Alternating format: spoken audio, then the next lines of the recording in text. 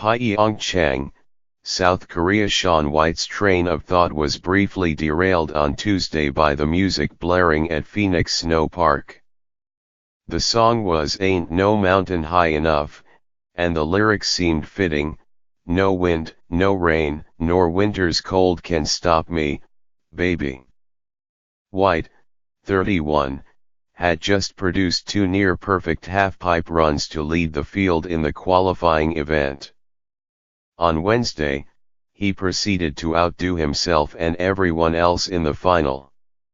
He won his third gold medal in 4 trips to the Olympics with a masterly final run that earned him 97.75 points and a narrow victory over the Japanese teenager Ayumu Hirano, who had posted a 95.25 on his second run. White's 11 competitors averaged 21.9 years of age, led by Hirano, 19, who last month became the first snowboarder to pop back-to-back 1440s, or 4 revolutions in competition. Before he succeeded, he had several mishaps, including slamming into the wall on a double cork 1440 and injuring his left knee and liver. When White was Hirano's age, he won the first of his 2 Olympic titles with a run that included 2 1080s. Playing catch-up with the sport he revolutionized, White uncorked 2 1440s in the final, including the same trick that he badly missed in a recent practice session, resulting in a gash that required 62 stitches. "I watched these young guys do amazing runs and it fired me up," White said. "It certainly did." Hirano had nailed a ridiculous series of stunning flips and twists on his second run, but he fell on his third and final ride. That left the door open for White, who delivered the run of his life to win the third gold medal of his career and his first since 2010. He finished 4th in Sochi 4 years ago. The quest for more complex tricks is coded in the DNA of adrenaline-seeking athletes like White, passed down from generation to generation. "It's just the evolution of the sport," White said. "But in pushing the envelope, the athletes are also pushing their own luck." Conspicuously absent from the competition was the 2014 Olympic champion Yuri Podladchikov, who withdrew last week because of the lingering effects of a head injury that he sustained during a fall at last month's Winter X Games in Colorado. Podladchikov, 29, participated in one practice at Phoenix Snow Park before releasing a statement saying it was in no way safe or responsible for him to compete. On Twitter, Podladchikov wrote, "Unfortunately, my brain needs time to recover from the bruises and I will not be able to compete." A gloom fell over the halfpipe on Wednesday when 16-year-old Yuto Tatsuka, the youngest finalist, ricocheted off the wall during his second run and spun out. He landed hard on his side, injuring his hip. He was tended to by paramedics, who immobilized him on a sled and carted him off the course. Japan's team manager said Tatsuka was conscious and had been taken to a nearby hospital. His injuries were not deemed to be serious. The day before the men's final, the 17-year-old American Chloe Kim performed 2 1080s as White had 12 years before on her way to the gold in the women's halfpipe. During her runs, Kim's family members watched anxiously from the bottom of the hill. Asked which trick made her the most apprehensive, Kim's mother, Baran Yoon, said, "The whole run, from the beginning to the end."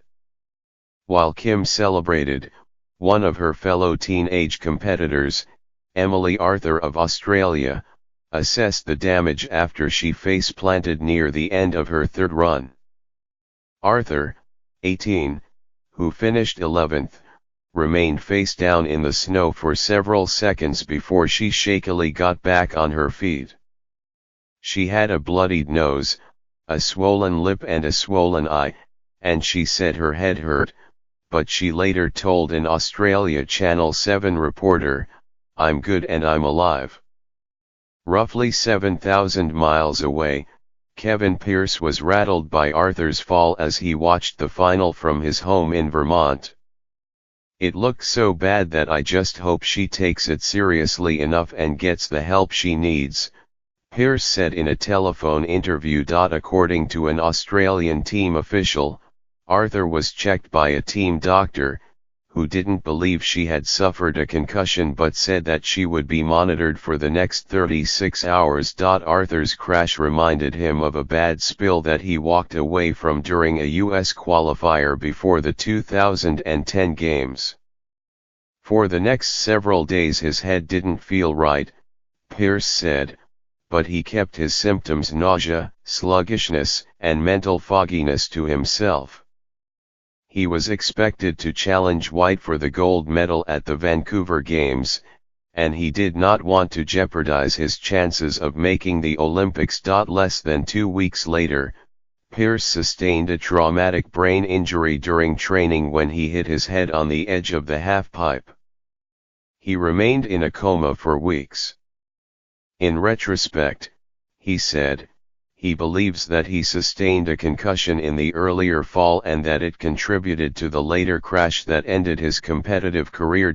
After Podlachikov, known as iPod, pulled out of the Olympics, Pearce wrote him a message on Instagram with praise for the wisdom and courage to give up a shot at another gold medal. "To me, it was unbelievable that he was able to know that his head wasn't in the right place."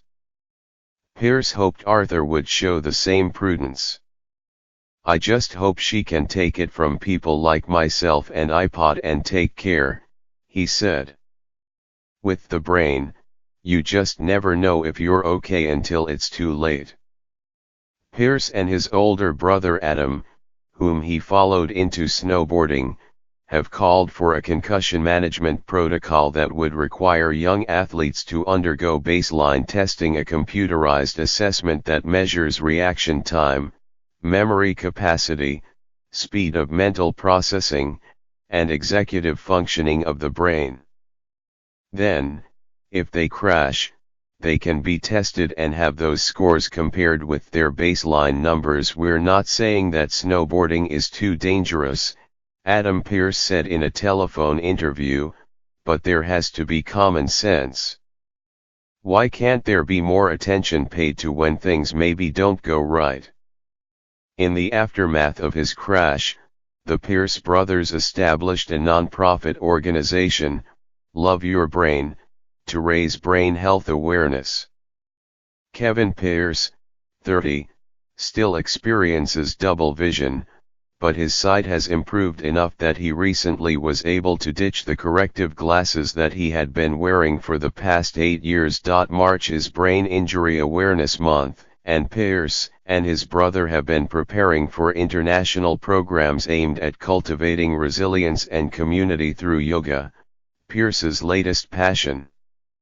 "I think it's so awesome to take that time out of the day to be mindful," he said, "and I don't believe I'd be saying this right now if I was getting ready to compete in the Olympics. That's not where my head was." Pearce and his brother, who is vacationing in the Bahamas, planned to FaceTime during the men's halfpipe final. Pearce said he could put himself back in their boots, being at your most nervous place ever in your life and then throwing down the most gnarly tricks.